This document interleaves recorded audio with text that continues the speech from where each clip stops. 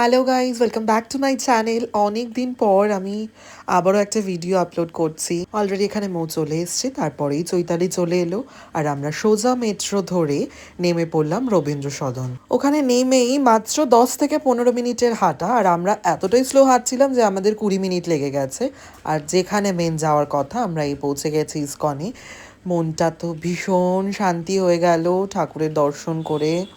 এত সুন্দর ওখানকার পরিবেশ, মনটা ভীষণ জুড়িয়ে গেল। আর এখানে এই যে ভীষণ একটা সুন্দর নিয়ম যে মেয়েদের আলাদা বসার জায়গা আর ছেলেদের আলাদা বসার জায়গা, ওরা দুজন আলাদা বসেছিল তাই। আর আমি এই পাশটা মানে ছেলেদের দিকটায় বসেছিলাম। আর ওখানে সুন্দর করে ফুলমালা গাঁথা হচ্ছে রাধাকৃষ্ণ রাধা মাধবের জন্য, জগন্নাথ দেবের জন্য।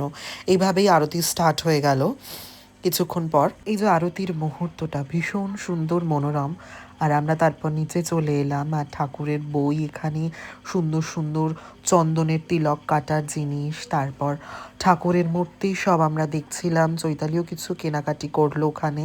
দেন আমরা সবাই মিলে ঠাকুরের ভোগ খেলাম। ভোগ খাওয়ার পরেই যেহেতু সবার আমাদের বাড়ি যাওয়ার একটা তাড়া ছিল, তো আমরা সবাই উবের করে নিলাম একসাথেই, এক একটা লোকেশনে নেমে পড়লাম। আজকের জন্য এটুকুই।